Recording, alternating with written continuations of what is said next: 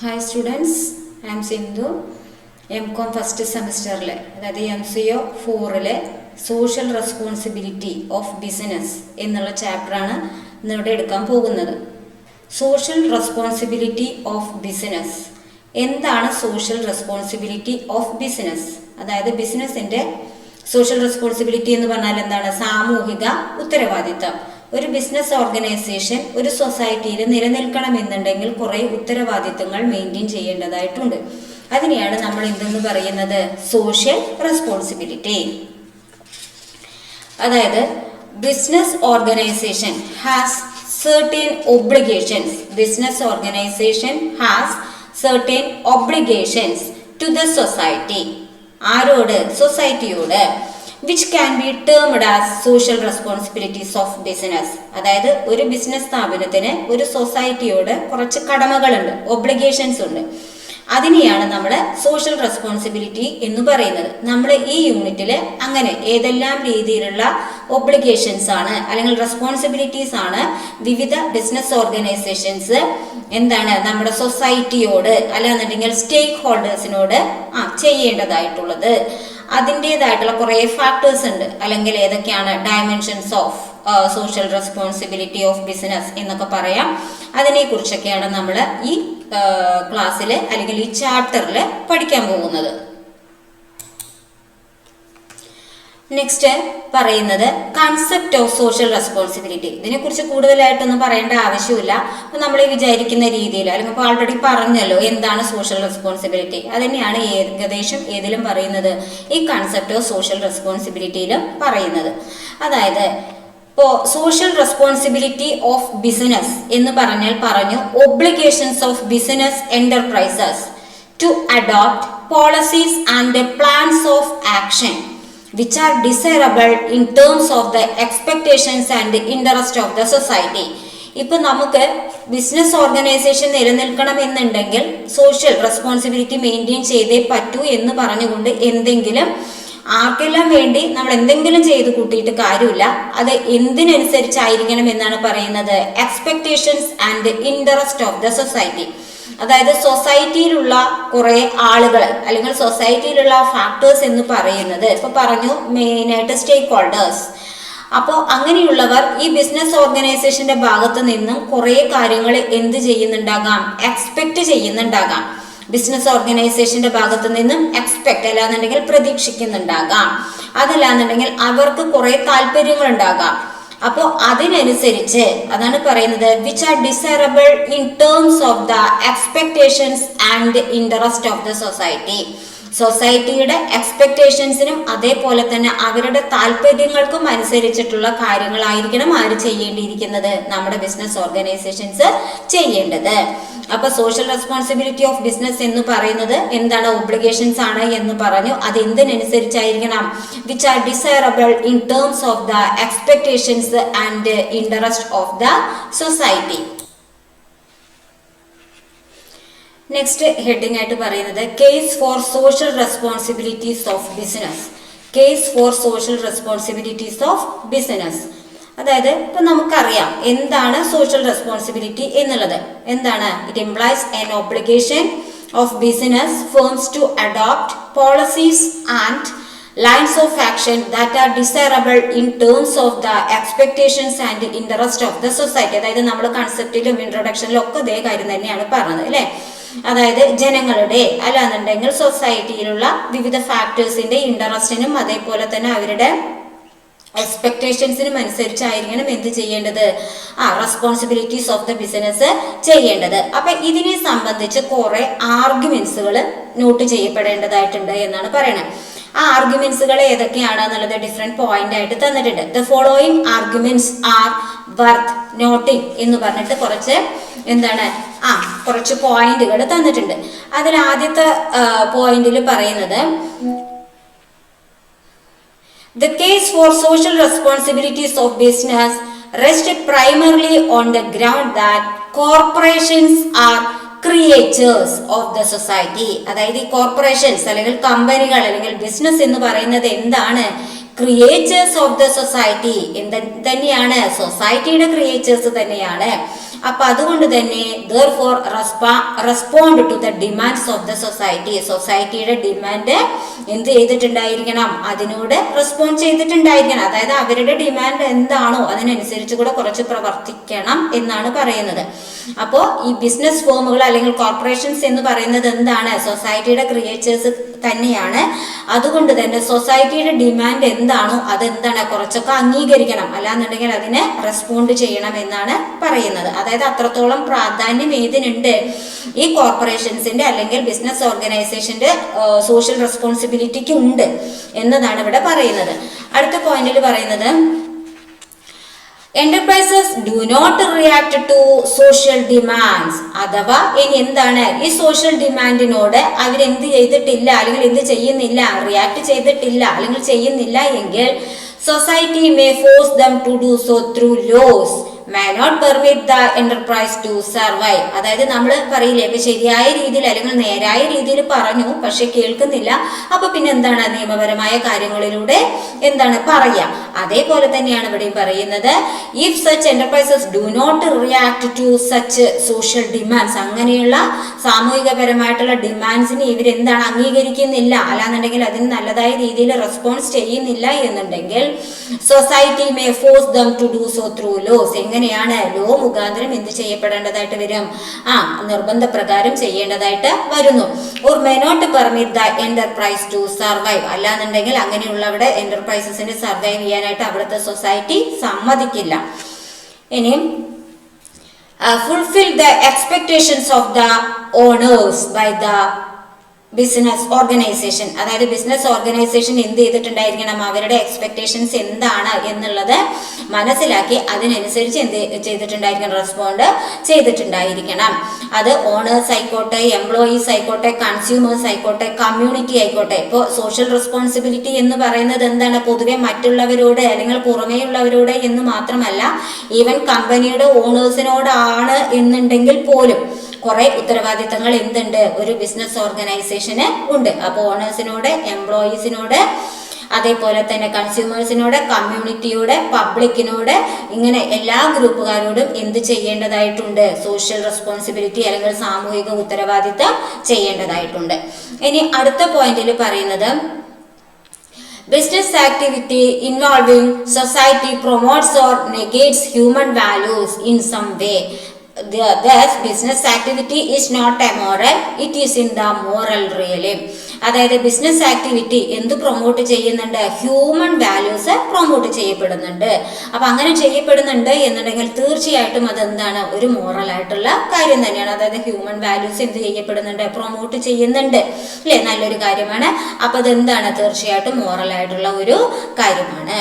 ഇനി അടുത്ത പോയിന്റിൽ പറയുന്നത് economic efficiency is not the only kind of efficiency valued by society. അതായത് എന്ത് മാത്രമല്ല, ഈ ഇക്കണോമിക്കൽ ആയിട്ടുള്ള കാര്യങ്ങളിൽ മാത്രമല്ല, ബാക്കി പലതരത്തിലുള്ള എഫിഷ്യൻസി ഉണ്ട്.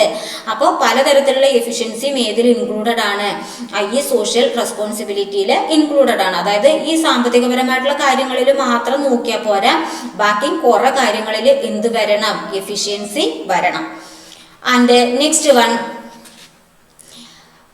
it needs to be realized that commitment to support socially responsive activity. അതായത് സോഷ്യൽ റെസ്പോൺസീവ് ആക്ടിവിറ്റിയോട് തീർച്ചയായിട്ടും എന്താണ്, കമ്മിറ്റ്മെന്റ് ടു സപ്പോർട്ട്, എന്താണ്, അതിനെ സപ്പോർട്ട് ചെയ്യാനായിട്ടുള്ള ഒരു കമ്മിറ്റ്മെന്റ് ഉണ്ടായിരിക്കണം.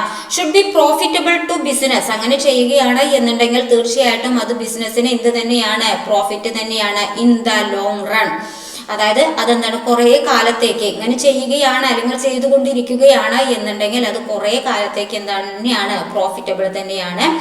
As it would help to maintain favourable environment for business. അത് ബിസിനസ്സിന് എന്താണ്, ഒരു ഫേവറബിൾ ആയ അല്ലെങ്കിൽ അനുകൂലമായിട്ടുള്ള ഒരു എൻവയോൺമെന്റ് മെയിൻറ്റെയിൻ ചെയ്തെടുക്കുന്നതിന് സഹായിക്കുന്നു. അതായത് some reduction in profit and for society. അതായത് കുറച്ചൊക്കെ ഇനിയിപ്പോൾ പ്രോഫിറ്റ് നേരിയ രീതിയിൽ കുറയുകയാണ് എന്നുണ്ടെങ്കിലും വളരെ ഒരുപാട് കാലത്തേക്ക് അതെന്താണ്, മാർക്കറ്റിൽ പിടിച്ചു നിൽക്കാനായിട്ട് സാധിക്കും. അപ്പൊ ഇങ്ങനെയുള്ള കാര്യങ്ങളിൽ അതായത് സോഷ്യലി റെസ്പോൺസീവ് ആക്ടിവിറ്റീസിനോട് അവരൊരു കമ്മിറ്റ്മെന്റ് അല്ലെങ്കിൽ നല്ല രീതിയിലുള്ള ഒരു കമ്മിറ്റ്മെന്റ് അല്ലെങ്കിൽ ഒരു സപ്പോർട്ട് കാണിക്കുകയാണ് എന്നുണ്ടെങ്കിൽ തീർച്ചയായിട്ടും അതെന്താണ്, ഒരു ലോങ് റണ്ണിലേക്ക് ബിസിനസ് അവിടെ നിലനിൽക്കാനായിട്ട് സഹായിക്കുന്നു. ഇനി ലാർജ് enterprises. Next point ആണ് പറയുന്നത് shareholders have a passive role and are not involved in most key decisions of the company. ഇപ്പൊ നമ്മൾ പറയാ shareholders are the owners of the company എന്നൊക്കെ തന്നെയാണ് പറയാ. പക്ഷേ shareholders എന്ന് പറയുന്നവര് ചിലപ്പോൾ എന്താണ് ആ ബിസിനസിന്റെ കാര്യങ്ങളിൽ നേരിട്ട് ഇടപെടുന്നവരായിക്കൊള്ളണമെന്നില്ല.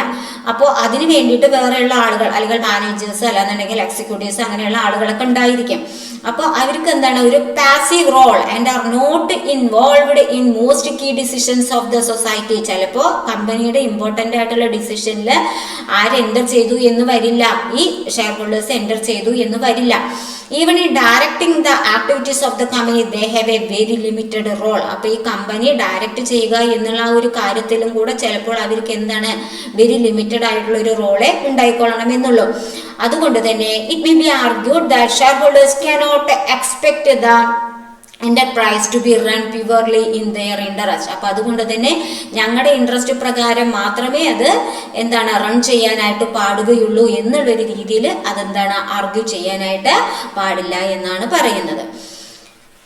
ഇത്രയുമാണ് ഈ cases for social responsibility of business എന്നുള്ള ആ ടോപ്പിക്കിൽ പറയുന്നത്. നെക്സ്റ്റ് നമ്മുടെ ടോപ്പിക് എന്ന് പറയുന്നത് dimensions of social responsibilities. Dimensions of social responsibilities. Social റെസ്പോൺസിബിലിറ്റീസിന്റെ ഡയമെൻഷൻസ് ഏതൊക്കെയാണ്? It is very important topic. അതായത് നമ്മൾ അല്ലെങ്കിൽ ഒരു ബിസിനസ് ഓർഗനൈസേഷൻ ആരോടൊക്കെയാണ് സാമൂഹിക ഉത്തരവാദിത്തം മെയിൻറ്റെയിൻ ചെയ്യേണ്ടത് അല്ലെങ്കിൽ പെർഫോം ചെയ്യേണ്ടത്, അത് ഏതൊക്കെ ഗ്രൂപ്പുകാരോടാണ് എന്നാണ് ഈ ഡയമെൻഷൻസ് എന്നതുകൊണ്ട് ഉദ്ദേശിക്കുന്നത്. അപ്പോൾ the responsibilities of the managers എന്ന് പറയുന്നത് cannot be limited to the owners only. ആരിൽ മാത്രം ഒതുങ്ങി നിൽക്കുന്നില്ല, ഓണേഴ്സിൽ മാത്രം ഒതുങ്ങി നിൽക്കില്ല. അതായത് ഓണേഴ്സ് എന്ന് പറഞ്ഞാൽ അവരെന്താണ് ആഗ്രഹിക്കുക? പ്രോഫിറ്റ് ആണ് ആഗ്രഹിക്കുക. അപ്പൊ ആ പ്രോഫിറ്റ് ഉണ്ടാക്കി കൊടുത്ത് ഓണേഴ്സിനെ സന്തോഷിപ്പിക്കുക, ആ ഒരു കാര്യത്തിൽ മാത്രം ഒതുങ്ങി നിൽക്കുന്നതല്ല എന്തെന്ന് പറയുന്നത് ഈ സോഷ്യൽ റെസ്പോൺസിബിലിറ്റീസ് എന്ന് പറയുന്നത്. Also take into account claims and expectations of other stakeholders. ആദ്യമേ പറഞ്ഞു അല്ലേ, സ്റ്റേക്ക് ഹോൾഡേഴ്സിന്റെ ഇൻട്രസ്റ്റ് എന്താണോ അല്ലെങ്കിൽ അവരുടെ എക്സ്പെക്ടേഷൻസ് എന്തൊക്കെയാണോ അതും എന്ത് ചെയ്യാനായിട്ട് ശ്രമിക്കണം, മെയിൻറ്റെയിൻ ചെയ്യാനായിട്ട്, അല്ലാന്നുണ്ടെങ്കിൽ അത് സാറ്റിസ്ഫൈ ചെയ്ത് കൊടുക്കാനായിട്ട് ശ്രദ്ധിക്കണം. ഇനി റെസ്പോൺസിബിലിറ്റീസ് എന്ന് പറയുന്നത് ആരോടെല്ലാം ആയിരിക്കണം? അതായത് ഷെയർ ഹോൾഡേഴ്സ്, അതേപോലെ തന്നെ employees, consumers, government, general public, ഇവരോടെല്ലാമാണ് എന്ത് പെർഫോം ചെയ്യേണ്ടത്? സോഷ്യൽ റെസ്പോൺസിബിലിറ്റി പെർഫോം ചെയ്യേണ്ടത്. അതായത് ഓണേഴ്സ് അല്ലാന്നുണ്ടെങ്കിൽ ഷെയർ ഹോൾഡേഴ്സ് ആണല്ലോ കമ്പനിയുടെ അല്ലെങ്കിൽ ബിസിനസ് ഓർഗനൈസേഷന്റെ എന്തെന്ന് പറയുന്നത് ഓണേഴ്സ് എന്ന് പറയുന്നത്. അതേപോലെ തന്നെ എംപ്ലോയീസ്, കൺസ്യൂമേഴ്സ്, ഗവൺമെന്റ്, അതേപോലെ തന്നെ ജനറൽ പബ്ലിക്. ഇനി ആദ്യത്തെ responsibility towards share holders or ഓണേഴ്സിനോട് അല്ലാന്നുണ്ടെങ്കിൽ ഷെയർ ഹോൾഡേഴ്സിനോട് എന്തെല്ലാം കടമകളാണ് ഒരു ബിസിനസ് ഓർഗനൈസേഷൻ ചെയ്യേണ്ടത്? അവർക്ക് ഇപ്പൊ നമുക്ക് അറിയാം അവരുടെ മെയിൻ ആയിട്ടുള്ള ഉദ്ദേശം എന്ന് പറയുന്നത് എന്തായിരിക്കും? പ്രോഫിറ്റ് തന്നെയായിരിക്കും. അപ്പോൾ ആദ്യമായിട്ട് പറയുന്നത് assure A fair and reasonable rate of return. Fair and reasonable rate of return on capital. അതായത് ക്യാപിറ്റൽ ആരാണ് ഇൻട്രൊഡ്യൂസ് ചെയ്യുന്നത്? ഓണേഴ്സ് ആണ്. അപ്പൊ അവരുടെ ആ ക്യാപിറ്റലിന്റെ മേലെ എന്താണ് ഒരു ഫെയർ ആയിട്ടുള്ള അല്ലെങ്കിൽ ഒരു റീസണബിൾ ആയിട്ടുള്ള റേറ്റ് ഓഫ് റിട്ടേൺ ഉണ്ടാക്കി കൊടുക്കുക എന്നുള്ളത്. അതേപോലെ തന്നെ ഫെയർ ഡിവിഡൻഡ് ടു ഓണേഴ്സ്. അവരുടെ എന്താ പറയാ തിരിച്ചുള്ള നേട്ടം എന്ന് പറയുന്നത് എന്തായിരിക്കും? ഡിവിഡൻഡ് ആയിരിക്കുമല്ലോ, പ്രോഫിറ്റിന്റെ ഒരു ഭാഗമാണല്ലോ ഡിവിഡൻഡ് എന്ന് പറയുന്നത്. അപ്പോൾ ഒരു ഫെയറും അതേപോലെ തന്നെ റീസണബിൾ ആയിട്ടുള്ള റേറ്റ് ഓഫ് റിട്ടേൺ, അതിനെയാണ് നമ്മൾ ഡിവിഡൻഡ് എന്ന് പറയുന്നത്. അത് ഓണേഴ്സിന് എന്താണ് ഒരു ഇൻവെസ്റ്റേഴ്സ് എന്ന നിലയ്ക്ക് അവർക്ക് ഉണ്ടാക്കി കൊടുക്കുക എന്നതാണ് ആരോടുള്ള പ്രധാനമായിട്ടുള്ള ഉത്തരവാദിത്തം? ഷെയർ ഹോൾഡേഴ്സിനോടുള്ള പ്രധാനമായിട്ടുള്ള ഉത്തരവാദിത്തം എന്ന് പറയുന്നത്. ഇനി റേറ്റ് ഓഫ് റിട്ടേൺ എന്ന് പറയുന്നത് in business is expected to higher than the interest on bank deposit and may vary between 10% and 30%. അതായത് ഇപ്പൊ റേറ്റ് ഓഫ് റിട്ടേൺ എന്ന് പറയുന്നത് അവരെന്താണ് in business is expected to higher than the interest on bank deposit. തീർച്ചയായിട്ടും ഈ share holders എന്തിനേക്കാൾ അവർ പ്രതീക്ഷിക്കും? ഒരു bank ഡെപ്പോസിറ്റിനേക്കാൾ interest പ്രതീക്ഷിക്കും. അപ്പോൾ അതിനേക്കാൾ കുറവാണ് എന്നുണ്ടെങ്കിൽ എന്താണ് അവർക്ക് അതെന്താണ് കിട്ടാനായിട്ട് കുറവായിട്ടാണ്. അതായത് ബാങ്ക് ഡെപ്പോസിറ്റിനേക്കാളും കുറവാണ് നമ്മുടെ ബിസിനസ്സിൽ കിട്ടുന്ന റിട്ടേൺ എന്ന് പറഞ്ഞിട്ടുണ്ടെന്നുണ്ടെങ്കിൽ അതെന്താണ് വലിയ കാര്യമില്ലല്ലോ. അപ്പോൾ അവർക്ക് എന്താണ് ബാങ്കിൽ കൊണ്ടുപോയിട്ട് ഡെപ്പോസിറ്റ് ചെയ്താൽ മതി. ഇത് ചില ടൈമിൽ കുറയുകയാണ് എന്നുണ്ടെങ്കിലും ബാങ്ക് ഡെപ്പോസിറ്റിന്റെ ഇൻട്രസ്റ്റിനേക്കാൾ കിട്ടുകയാണ് എന്നുണ്ടെങ്കിൽ അത് നല്ല തന്നെയാണല്ലോ.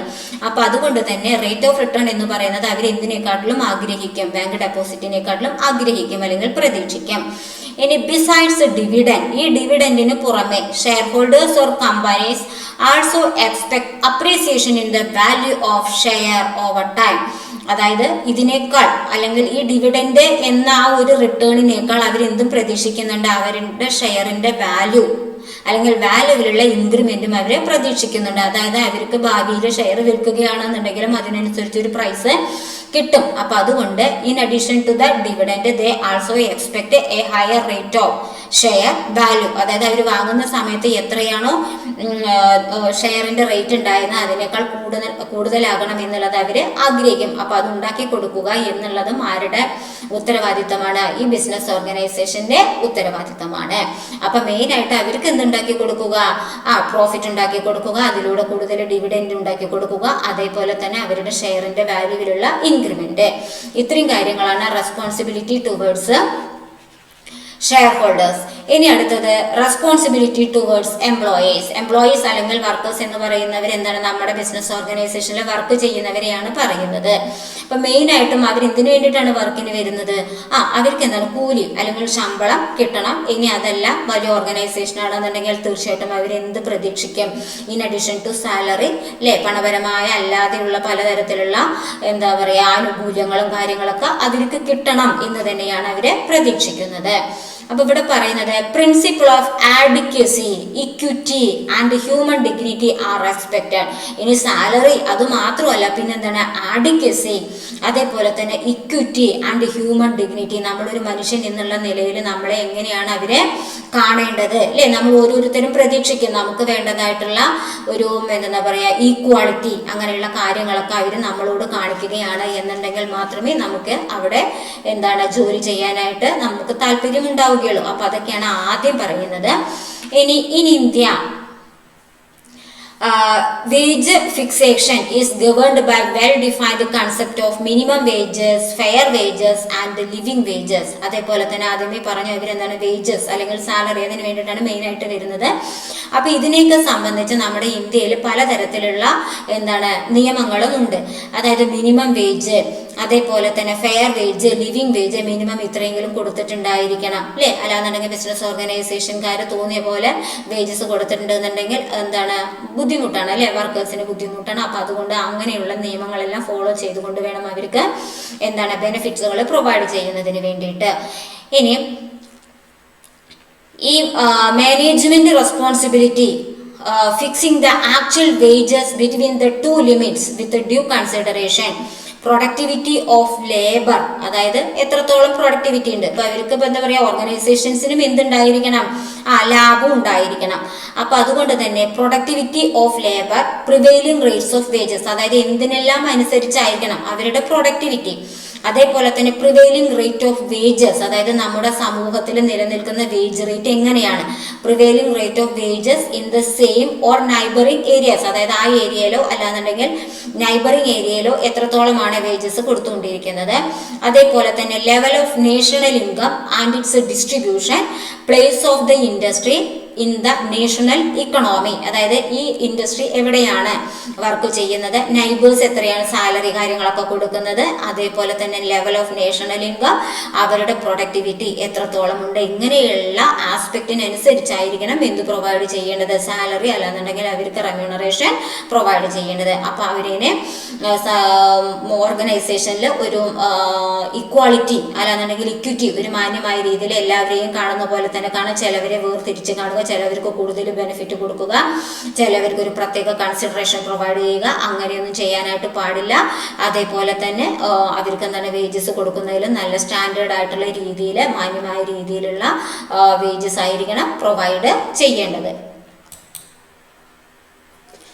ഇനി ഈ റെസ്പോൺസിബിലിറ്റി ടു എംപ്ലോയീസ് എന്നുള്ളതിൽ പിന്നെ ഒരു കാര്യം പറയുന്നത് ഈ മാക്സിമം റെമ്യൂണറേഷൻ എന്ന് പറയുന്നത്, അതായത് പരമാവധി അവർക്ക് കൊടുക്കുന്ന റെമ്യൂണറേഷൻ എന്ന് പറയുന്നത് depends upon the nature and volume of business. Depends on the nature and volume of business. അതായത് ബിസിനസ് നേച്ചർ എങ്ങനെയാണ്, അതിന്റെ വോളിയം എത്രയാണ്, അതേപോലെ തന്നെ productivity, production capacity installed etcetera. Productivity, production capacity installed, ഇതിനനുസരിച്ചായിരിക്കണം പരമാവധി വേജസ് കൊടുക്കേണ്ടത്. ഇനി also the responsibility of management to maintain harmonious relationship between managers and subordinates. ഇതും ആരുടെ റെസ്പോൺസിബിലിറ്റിയിൽ ഇൻക്ലൂഡഡ് ആണ്? മാനേജ്മെന്റിന്റെ റെസ്പോൺസിബിലിറ്റിയിൽ ഇൻക്ലൂഡഡ് ആണ്. അതായത് അവർക്ക് ഫെയർ ആയിട്ടുള്ള വേജസ് ഉണ്ട്.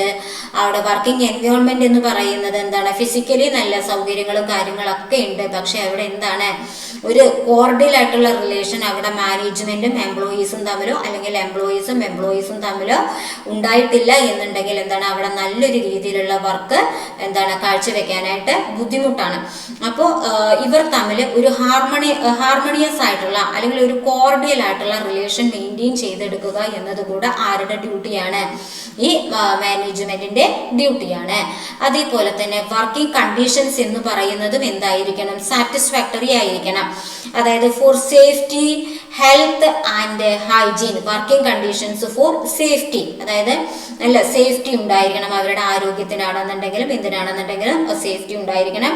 ഹെൽത്ത് ആൻഡ് ഹൈജീൻ, അതേപോലെ തന്നെ medical facilities, housing, canteen, leave and retirement.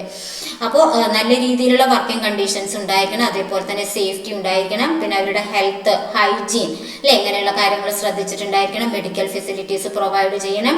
അതേപോലെ തന്നെ ഇപ്പോൾ വലിയ ഓർഗനൈസേഷൻസിന് ഇതൊക്കെ അഡോപ്റ്റബിൾ ആവുകയുള്ളൂ.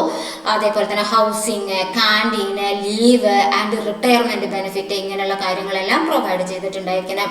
ഇപ്പോൾ പ്രധാനമായിട്ടും പറയുകയാണെന്നുണ്ടെങ്കിൽ ഒരു ലീവ് എടുക്കുക എന്ന് പറയുന്നത് എന്താണ്, നമുക്ക് ഒഴിച്ചുകൂടാൻ പറ്റാത്തൊരു കാര്യമാണ്. അപ്പോൾ അതിൻ്റെതായിട്ടുള്ള കാര്യങ്ങൾ, അതേപോലെ തന്നെ റിട്ടയർമെന്റ്, അതിന് ശേഷമുള്ള ബെനിഫിറ്റ്സുകൾ, ഇങ്ങനെ എല്ലാ കാര്യങ്ങളും എന്തായിരിക്കണം, സ്റ്റാൻഡേർഡ് ആയിട്ടുള്ള രീതിയിലായിരിക്കണം ഹാൻഡിൽ ചെയ്യേണ്ടത്. എന്നാൽ മാത്രമേ നല്ലൊരു ഓർഗനൈസേഷനായിട്ട് വളർന്നു വരാനായിട്ട് സാധിക്കുകയുള്ളൂ. അപ്പോൾ വർക്കേഴ്സിനെ സംബന്ധിച്ചിടത്തോളം ഒരുപാട് ഫാക്ടേഴ്സ് എന്തായിട്ട് വരുന്നുണ്ട്, സോഷ്യൽ റെസ്പോൺസിബിലിറ്റിയിൽ വരുന്നുണ്ട്. അടുത്തത് ഡയമെൻഷൻസിൽ അടുത്ത വരുന്ന പോയിന്റ് റെസ്പോൺസിബിലിറ്റി ടുവേർഡ്സ് കൺസ്യൂമേഴ്സ് അല്ലെ. Responsibility towards consumers. Who is known as consumers? The person who consumes our goods and services is known as consumers. നമ്മുടെ ഗുഡ്സ് ആൻഡ് സർവീസസ് ആരാണോ കൺസ്യൂം ചെയ്യുന്നത് അവരെയാണ് നമ്മൾ എന്തെന്ന് പറയുന്നത്? കൺസ്യൂമേഴ്സ്. കൺസ്യൂമേഴ്സിനെ എന്തായിട്ടാണ് കണക്കാക്കുന്നത്? കിങ് ആയിട്ടാണ് കണക്കാക്കുന്നത് അല്ലെ. മാർക്കറ്റിലെ കിങ് ആണ് ആരെന്ന് പറയുന്നത്? കൺസ്യൂമേഴ്സ് എന്ന് പറയുന്നത്. അതായത് ആഫ്റ്റർ ഗ്ലോബലൈസേഷൻ അല്ലെ, ഗ്ലോബലൈസേഷൻ അതേപോലെ തന്നെ ലിബറലൈസേഷൻ, ഇതിനൊക്കെ ശേഷം എന്താണ്, അത്രയും കമ്പനീസ് അല്ലാന്നുണ്ടെങ്കിൽ ബിസിനസ് ഓർഗനൈസേഷൻസ് ആണ് നമ്മുടെ മാർക്കറ്റുകളിലെല്ലാം എൻ്റർ ചെയ്തിരിക്കുന്നത്. അതുകൊണ്ട് തന്നെ നമുക്ക് എന്താണ്, വെരി വൈഡ് ചോയ്സ് ഉണ്ട് four selecting the goods and services. ഏത് കമ്പനിയുടെ എങ്ങനത്തെ വേണം അങ്ങനെയുള്ള കാര്യങ്ങളൊക്കെ സെലക്ട് ചെയ്യുന്നതിന് നമുക്ക് എന്താണ് ഒരുപാട് ചോയ്സസ് ഉണ്ട്. അപ്പം അതുകൊണ്ട് കൺസ്യൂമേഴ്സിനെ ആരാണെന്നാണ് പറയപ്പെടുന്നത്? നമ്മുടെ മാർക്കറ്റിലെ കിങ് ആണ് എന്നാണ് പറയപ്പെടുന്നത്.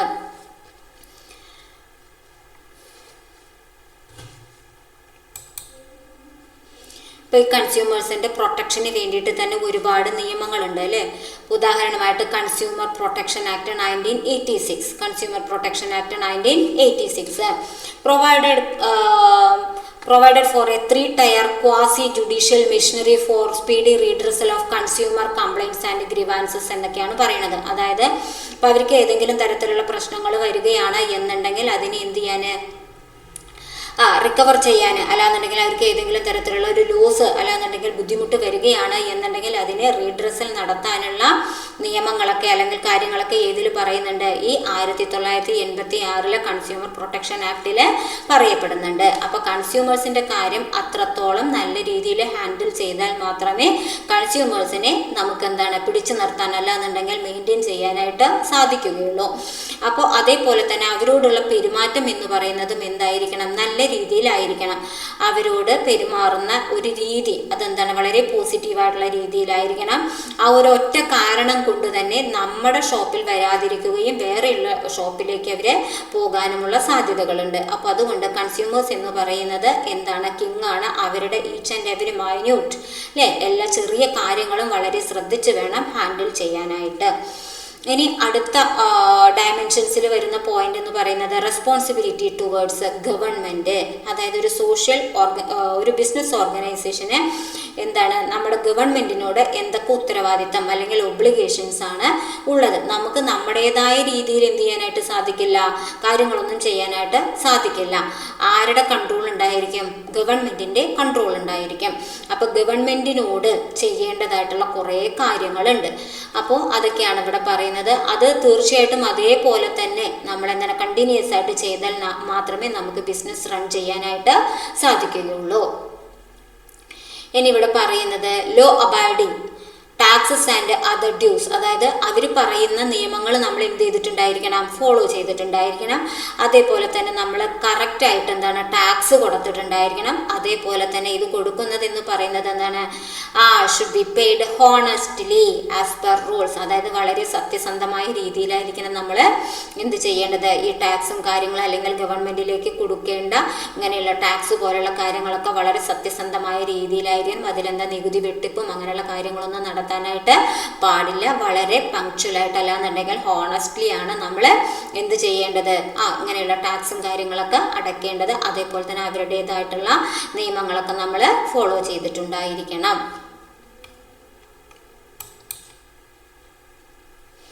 ഇനി അടുത്ത പോയിന്റ് എന്ന് പറയുന്നത് towards the community and public. Towards the community and public. അതായത് പബ്ലിക്കിനോട് അല്ലെങ്കിൽ ഗവൺമെന്റിനോട് ബിസിനസ് ഓർഗനൈസേഷൻ്റെതായിട്ടുള്ള സാമൂഹിക ഉത്തരവാദിത്തങ്ങൾ എന്തൊക്കെയാണ്?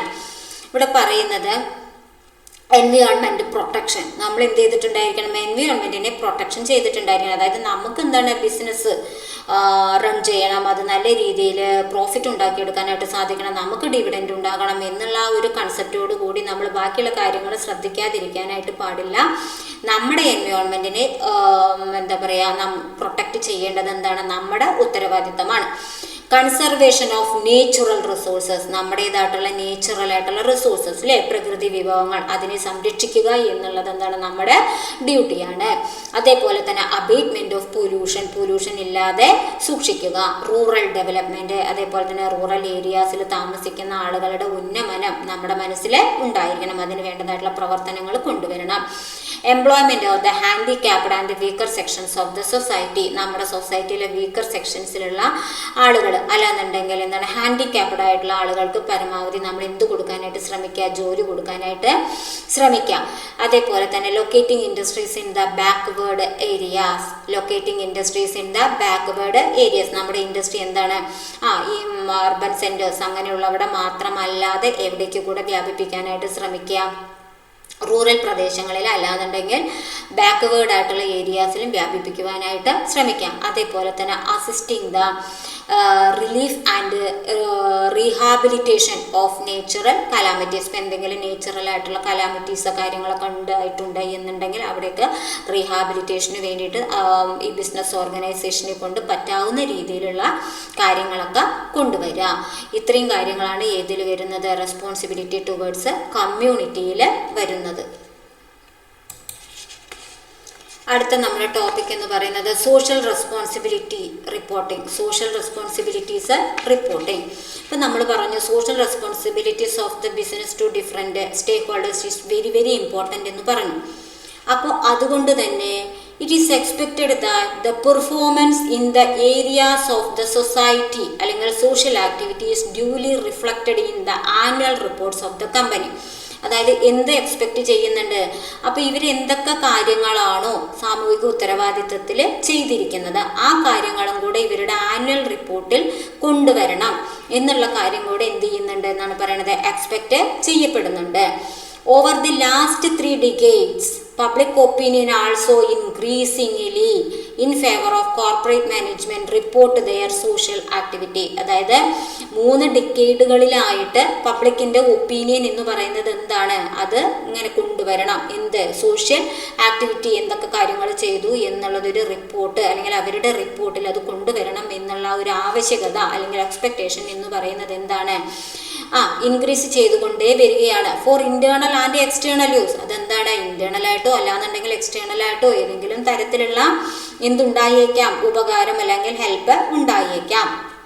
പക്ഷേ there is no such requirement under the companies act. അങ്ങനെ ഒരു റിക്വയർമെന്റ് ഏതിൽ പറയുന്നില്ല? നമ്മുടെ കമ്പനി നിയമങ്ങളിലൊന്നും പറയുന്നില്ല. അതായത് ഇങ്ങനെയുള്ള സോഷ്യൽ ആക്ടിവിറ്റിയുടെ കാര്യങ്ങൾ റിപ്പോർട്ടായിട്ട് കൊണ്ടുവരണം എന്നൊന്നും നമ്മുടെ കമ്പനീസ് ആക്ടിൽ പറയുന്നില്ല. എന്നാലും അതെന്താണ്, പ്രതീക്ഷിക്കുന്നുണ്ട് എന്നാണ് പറയുന്നത്. ഇനി but somehow there is no such requirement under the companies act എന്ന് പറഞ്ഞു. ഇനി ഇൻ ദ യുണൈറ്റഡ് സ്റ്റേറ്റ്സ്, എവിടെ? യുണൈറ്റഡ് സ്റ്റേറ്റില് some companies have been disclosing social performance in their annual reports. അതായത് US ചില കമ്പനിക്കാർ എന്ത് ചെയ്യുന്നുണ്ട്, അവരുടെ ഇങ്ങനെയുള്ള റിപ്പോർട്ടിൽ എന്താണ് സോഷ്യൽ ആക്ടിവിറ്റിയുടേതായിട്ടുള്ള കാര്യങ്ങളും കൂടെ എന്ത് ചെയ്യപ്പെടുന്നുണ്ട്, റിപ്പോർട്ട് ചെയ്യപ്പെടുന്നുണ്ട്. അതായത് വിച്ച് ഇൻക്ലൂഡഡ് റിപ്പോർട്ട്സ് ഓൺ എൻവയോൺമെന്റൽ quality, equal employment opportunities, product safety, education and aid, charitable donations, industrial safety, employee benefits and community programs. അതായത് അവർ എന്തൊക്കെ കാര്യങ്ങളാണ് ഇനി ഇൻക്ലൂഡ് ചെയ്യിക്കുന്നത് എന്നാണ് പറയുന്നത്. ഇപ്പൊ പറഞ്ഞല്ലോ, ഈക്വൽ എംപ്ലോയ്മെന്റ് ഓപ്പർച്യൂണിറ്റീസ്, അതായത് എംപ്ലോയ്മെന്റ് ഓപ്പർച്യൂണിറ്റീസ് പ്രൊവൈഡ് ചെയ്യുക എന്ന് പറയുന്നത് ആരുടെ ഒരു ഒബ്ലിഗേഷൻ ആണ്? ബിസിനസ് ഓർഗനൈസേഷന്റെ ഒബ്ലിഗേഷൻ ആണ്. അപ്പൊ അവർക്ക് അതിന് സാധിച്ചിട്ടുണ്ടോ, ഉണ്ടെങ്കിൽ അത് എങ്ങനെയൊക്കെയാണ്, എത്രത്തോളമാണ് എന്നുള്ളത്. അതേപോലെ തന്നെ പ്രൊഡക്റ്റ് സേഫ്റ്റി, അതേപോലെ എഡ്യൂക്കേഷണലായിട്ട് എന്തെങ്കിലും സഹായങ്ങൾ ചെയ്തിട്ടുണ്ടെന്നുണ്ടെങ്കിൽ അത്, ചാരിറ്റബിൾ ഡൊണേഷൻസ്, ഇങ്ങനെയുള്ള കാര്യങ്ങൾ. അതേപോലെ തന്നെ employee benefits and community programme എന്തൊക്കെ കാര്യങ്ങളാണ് ചെയ്തിരിക്കുന്നത് അത് US ചില കമ്പനിക്കാരെ റിപ്പോർട്ടായിട്ട് പ്രൊവൈഡ് ചെയ്യുന്നുണ്ട് എന്നാണ് പറയുന്നത്. But in India, the practice of social reporting is not too promising. അത് ഇന്ത്യയിൽ വലിയ കാര്യമില്ല. According to a recent analysis, social report as part of director's report, management discussion and analysis is found in annual reports of many large companies. അതായത് ചില കമ്പനിക്കാർ അത് ചെയ്യുന്നുണ്ട് എന്നുണ്ടെങ്കിൽ നമ്മുടെ ഇവിടെ അത് അത്ര വലിയ കാര്യമായിട്ട് എടുക്കുന്നില്ല എന്നാണ് പറയുന്നത്. ഇതാണ് സോഷ്യൽ റെസ്പോൺസിബിലിറ്റി റിപ്പോർട്ടിംഗ്. ചുരുക്കത്തിൽ സോഷ്യൽ റെസ്പോൺസിബിലിറ്റി റിപ്പോർട്ടിംഗ് എന്ന് പറഞ്ഞാൽ ഈ സാമൂഹിക ഉത്തരവാദിത്തങ്ങൾ എന്തൊക്കെയാണ് ഒരു ബിസിനസ് ഓർഗനൈസേഷൻ ഫുൾഫിൽ ചെയ്തത് എന്നുണ്ടെങ്കിൽ അത് അവരുടെ റിപ്പോർട്ടിൽ പ്രസന്റ് ചെയ്യണം. ഇതിനെയാണ് നമ്മൾ സോഷ്യൽ റെസ്പോൺസിബിലിറ്റി റിപ്പോർട്ടിംഗ് എന്ന ടേം കൊണ്ട് ഉദ്ദേശിക്കുന്നത്. നെക്സ്റ്റ് ടേം നമുക്ക് പഠിക്കാനുള്ളത് സോഷ്യൽ അക്കൗണ്ടിംഗ്.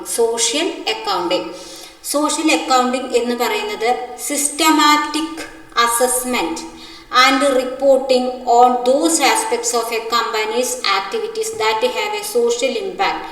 അതായത് സൊസൈറ്റിയിൽ ഇപ്പം എന്ത് കാര്യമാണോ ചെയ്തത്, അതായത് സൊസൈറ്റിയിൽ ഇമ്പാക്റ്റ് ഉള്ള കാര്യങ്ങളുടെ അസസ്മെന്റ് ആൻഡ് റിപ്പോർട്ടിങ്ങിനെയാണ് നമ്മൾ സോഷ്യൽ അക്കൗണ്ടിങ് എന്ന് പറയുന്നത്. Social accounting is A systematic assessment. അത് ഏതെങ്കിലും രീതിയിൽ എന്തെങ്കിലും ചെയ്താൽ പോരെ, സിസ്റ്റമാറ്റിക് ആയിട്ടുള്ള അസസ്മെന്റ് ആയിരിക്കണം. Systematic assessment and reporting on those aspects of a company's activities that have a social impact. അതായത് സൊസൈറ്റിയിൽ എന്തെങ്കിലും ഒരു ഇമ്പാക്റ്റ് ഉണ്ടാക്കിയിട്ടുണ്ടാവുമല്ലോ. അപ്പം അങ്ങനെയുള്ള കാര്യങ്ങളെ കുറിച്ച് എന്താണ് സിസ്റ്റമാറ്റിക് ആയിട്ട് അസസ്മെന്റ് നടത്തുകയും അതേപോലെ തന്നെ റിപ്പോർട്ടിംഗ് നടത്തുകയും ചെയ്യുന്ന ആ ഒരു പ്രോസസ്സിനെയാണ് നമ്മൾ സോഷ്യൽ അക്കൗണ്ടിങ് എന്ന് പറയുന്നത്. ഇനി ഇതിനുള്ള എക്സാമ്പിൾസ് ആണ് എൻവയോൺമെന്റൽ പൊല്യൂഷൻ. ഇപ്പൊ സൊസൈറ്റിയിൽ ഇമ്പാക്റ്റ് ഉണ്ടാക്കിയിട്ടുള്ള എന്ന് പറഞ്ഞു. അപ്പൊ അതിനുള്ള എക്സാമ്പിൾസ് ആണ് എൻവയോൺമെന്റൽ പൊല്യൂഷൻ, അതേപോലെ തന്നെ conservation of non renewable resources, maintenance of public services, public safety, health, hygiene, education, training and other social concern. അപ്പം ഇങ്ങനെയുള്ള കാര്യങ്ങളിൽ എന്തെല്ലാം കാര്യങ്ങളാണോ ചെയ്തത് എന്നുള്ളത് സിസ്റ്റമാറ്റിക് ആയിട്ട് അസസ്മെന്റ് നടത്തുകയും അതിനെ റിപ്പോർട്ട് നടത്തുകയും ചെയ്യുന്ന പ്രോസസ്സിനെയാണ് നമ്മൾ സോഷ്യൽ അക്കൗണ്ടിങ് എന്ന് പറയുന്നത്. Social accounting. ഇനി വേറൊരു ടേം കൂടെ ഇവിടെ പറയപ്പെടുന്നുണ്ട്, അതിനെ സോഷ്യൽ റെസ്പോൺസിബിലിറ്റി അക്കൗണ്ടിങ് എന്നാണ് പറയുന്നത്. സോഷ്യൽ റെസ്പോൺസിബിലിറ്റി അക്കൗണ്ടിങ് ഇത് എല്ലാം എന്താണ് ഏകദേശം ഒരേപോലെയുള്ള കാര്യങ്ങൾ തന്നെയാണ്. Social responsibility accounting which refers to, ഇനി എന്താണ് ഈ സോഷ്യൽ റെസ്പോൺസിബിലിറ്റി അക്കൗണ്ടിങ് എന്ന് പറഞ്ഞാൽ refers to identification, measurement, അതേപോലെ തന്നെ recording, reporting.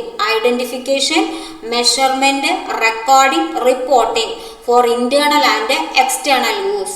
The relevant information relating to the social activities of an enterprise. അതായത് ഒരു എൻ്റർപ്രൈസിൻ്റെ, ഒരു ബിസിനസ് എൻ്റർപ്രൈസിൻ്റെ എന്താണ് സോഷ്യൽ ആക്ടിവിറ്റീസ്, അതിൽ ഇമ്പോർട്ടൻ്റ് ആയിട്ടുള്ള ഇൻഫോർമേഷൻ ഏതൊക്കെയാണ് ഐഡൻറ്റിഫൈ ചെയ്യുക, മെഷർ ചെയ്യുക, റെക്കോർഡ് ചെയ്യുക, റിപ്പോർട്ട് ചെയ്യുക for external and internal use.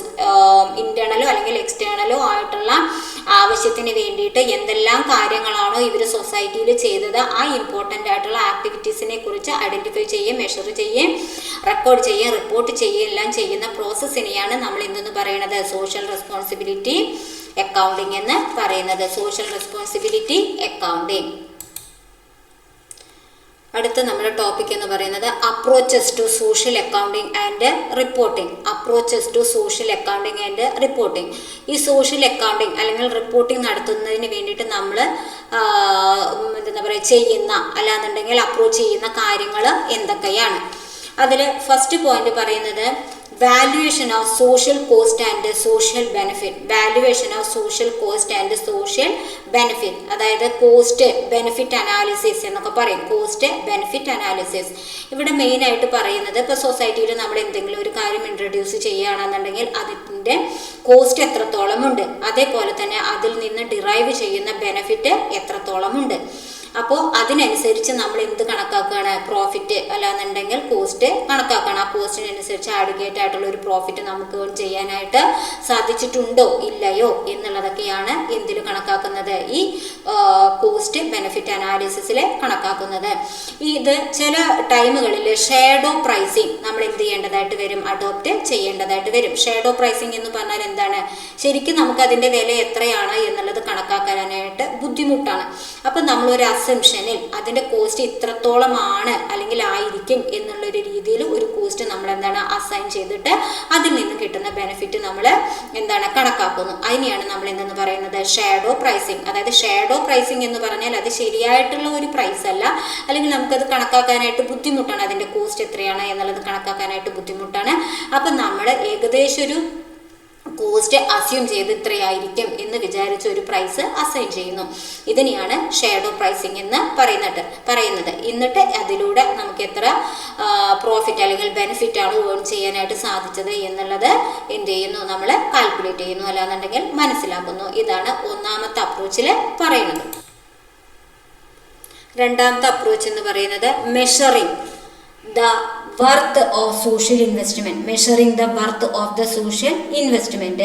അതായത് നമ്മൾ സൊസൈറ്റിയിൽ ഇൻവെസ്റ്റ്മെൻറ്റ് നടത്തിയതിൻ്റെ റിട്ടേൺ എങ്ങനെയാണ്, measuring the worth of the social investment, അതിന് എന്തെങ്കിലും റിട്ടേൺ ഉണ്ടോ അല്ലാന്നുണ്ടെങ്കിൽ അതിന് വല്ല മൂല്യവും ഉണ്ടായിട്ടുണ്ടോ, വല്ല കാര്യവും വല്ല ബെനിഫിറ്റ് ഉണ്ടായിട്ടുണ്ടോ എന്നുള്ളത് നമ്മൾ എന്ത് ചെയ്യാണ്, മെഷർ ചെയ്യാണ്.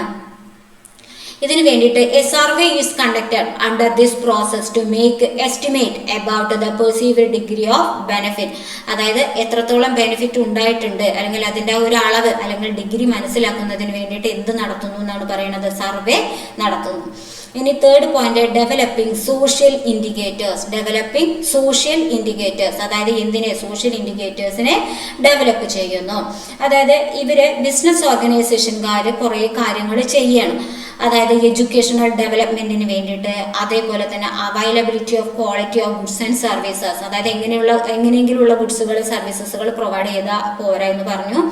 അപ്പോൾ അതുകൊണ്ട് തന്നെ അതെന്താണ്, ക്വാളിറ്റി ഉള്ള ഗുഡ്സുകളും സർവീസസ് തന്നെയാണോ, ഇനി അത് എത്രത്തോളം അവർ സാറ്റിസ്ഫൈഡ് ആയിട്ടുണ്ട്. അതേപോലെ തന്നെ അവർക്ക് എന്താണ് generating employment opportunities for the poor person, അതായത് പാവപ്പെട്ട ആളുകൾക്ക് എന്ത് പ്രൊവൈഡ് ചെയ്യണം, എംപ്ലോയ്മെന്റ് ഓപ്പർച്യൂണിറ്റീസ് എല്ലാം പ്രൊവൈഡ് ചെയ്യണം.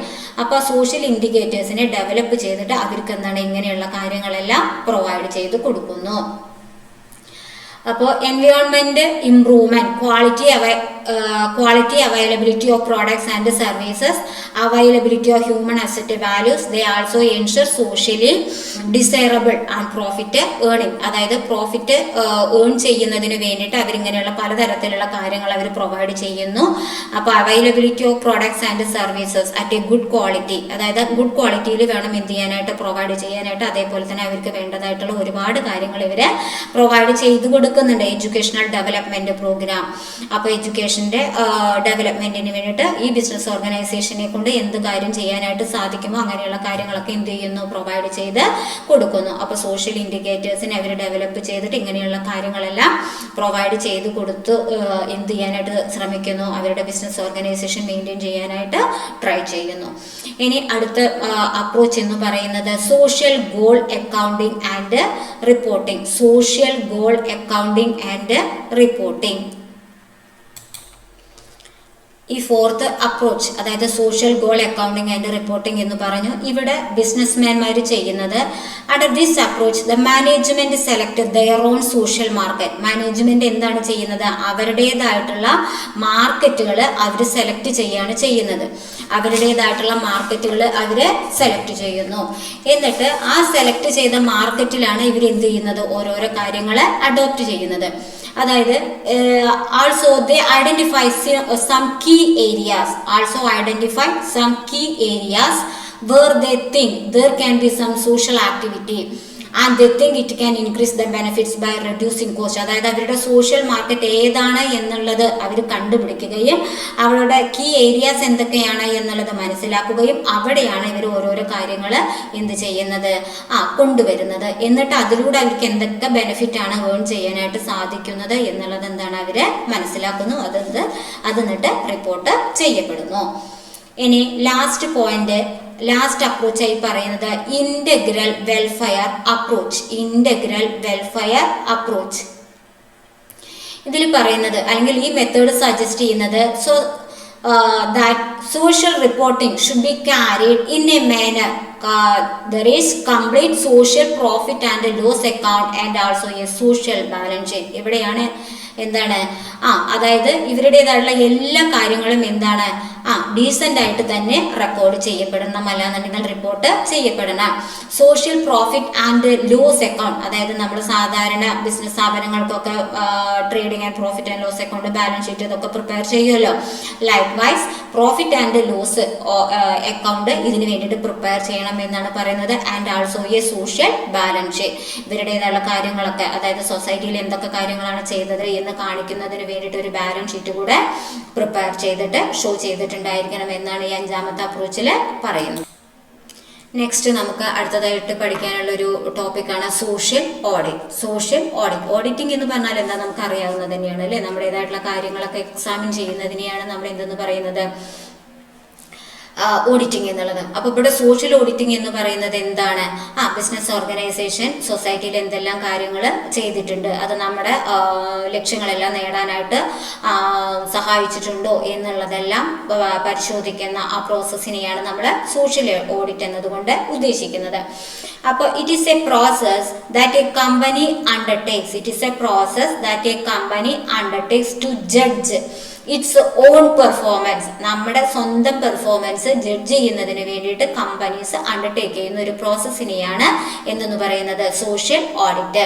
In terms of accomplishing it's AIIMS and objectives, അതായത് ലക്ഷ്യങ്ങളെല്ലാം അറ്റൈൻ ചെയ്യുന്നതിന് സാധിച്ചിട്ടുണ്ടോ, കമ്പനി സോഷ്യൽ റെസ്പോൺസിബിലിറ്റി മെയിൻറ്റെയിൻ ചെയ്യാനായിട്ട് സാധിച്ചിട്ടുണ്ടോ, അവർ സാറ്റിസ്ഫൈഡ് ആണോ, ഇനി നമ്മുടെ ഭാഗത്ത് നിന്നും എന്തെങ്കിലും കാര്യങ്ങൾ കൊണ്ടുവരേണ്ടതായിട്ടുണ്ടോ, അങ്ങനെയുള്ള കാര്യങ്ങളെല്ലാം എന്താണ് പരിശോധിക്കുന്നതിന് വേണ്ടി ചെയ്യുന്ന ഒരു പ്രോസസ്സാണ് ഏതെന്ന് പറയുന്നത്, സോഷ്യൽ ഓഡിറ്റ് എന്ന് പറയുന്നത്. നമ്മുടെ ഈ ചാപ്റ്ററിലെ ലാസ്റ്റ് ടോപ്പിക്കാണ് social responsibilities of business in India. അതായത് ഈ സോഷ്യൽ റെസ്പോൺസിബിലിറ്റി, ബിസിനസിന്റെ സോഷ്യൽ റെസ്പോൺസിബിലിറ്റി എങ്ങനെയാണ് നമ്മുടെ ഇന്ത്യയിൽ എന്നാണ് പറയുന്നത്. ഈ സോഷ്യൽ റെസ്പോൺസിബിലിറ്റീസ് എന്നതിനെ കുറിച്ചിട്ടുള്ള ഒരു issue has been gaining the attention of the business community in India since early 1960s. അതായത് 1960 മുതൽക്ക് തന്നെ അതിൻ്റേതായിട്ടുള്ള ഒരു അറ്റൻഷൻ എന്തിനുണ്ട്, ഈ ബിസിനസ് ഓർഗനൈസേഷന്റെ സോഷ്യൽ റെസ്പോൺസിബിലിറ്റിക്ക് ഉണ്ട്. അതായത് അത് ശ്രദ്ധിച്ചുകൊണ്ടേ ഇരിക്കുന്നുണ്ട്. An international seminar on social responsibility held in New Delhi in 1965. അപ്പോൾ ഇതിന് വേണ്ടിയിട്ട് ഒരു സെമിനാർ തന്നെ എവിടെ കണ്ടക്ട് ചെയ്തിട്ടുണ്ട്, ന്യൂഡൽഹിയിൽ കണ്ടക്ട് ചെയ്തിട്ടുണ്ട്. അതിലെന്താണ് ഡിക്ലറേഷൻ, അല്ലെങ്കിൽ എന്താണ് ആ ഒരു കോൺഫറൻസിൽ ഡിക്ലെയർ ചെയ്തത്, അതായത് ഇതിൽ പറയുന്നത് social responsibility of business as responsibilities to consumers. അതായത് ആരുടെ അടുത്തൊക്കെയാണ് ഈ റെസ്പോൺസിബിലിറ്റി കാണിക്കേണ്ടത്? ഇതൊക്കെ നമുക്ക് അറിയാവുന്ന കാര്യം തന്നെയാണ്.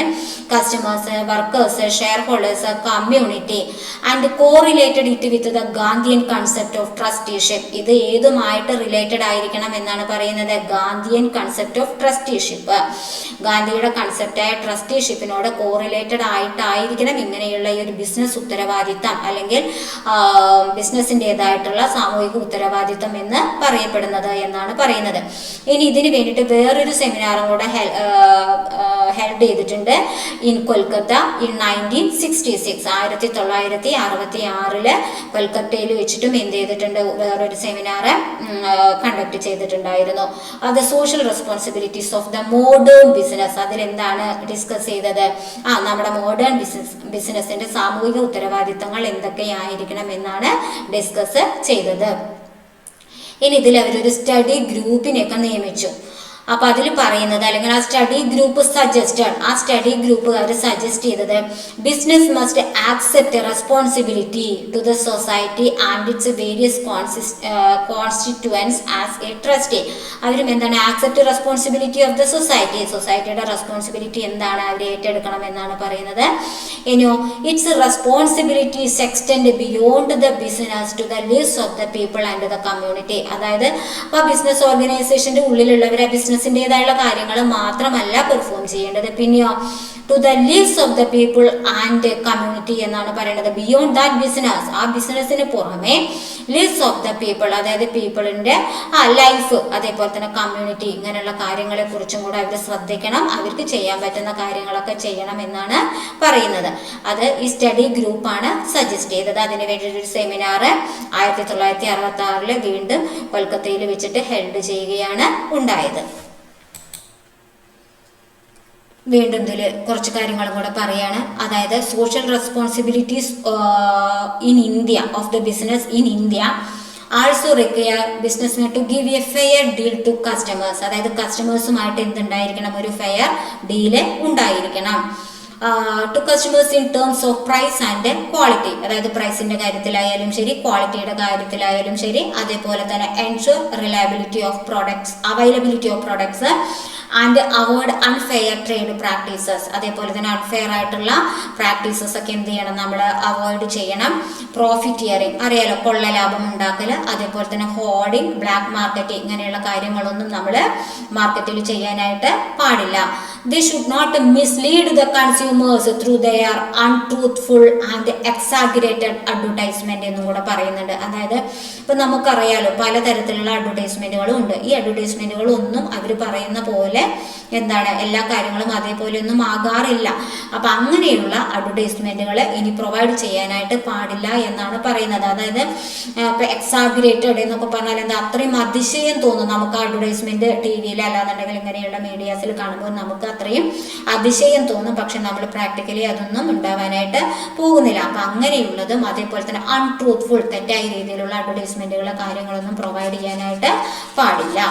ഇനി ലാസ്റ്റ് ഇതിൽ പറയുന്നത് കുറച്ച് എക്സാമ്പിൾ പോലെ, അതായത് ഇങ്ങനെയുള്ള കാര്യങ്ങൾ നമ്മുടെ ഇന്ത്യയിലുള്ള, അതായത് സോഷ്യൽ റെസ്പോൺസിബിലിറ്റി ഇങ്ങനെയുള്ള കാര്യങ്ങൾ, അതേപോലെ അക്കൗണ്ടിങ് കാര്യങ്ങളൊക്കെ ചെയ്യപ്പെടുന്ന കമ്പനീസിന്റെ ചെറിയൊരു വിവരണമാണ് ഇവിടെ കൊടുത്തിരിക്കുന്നത്.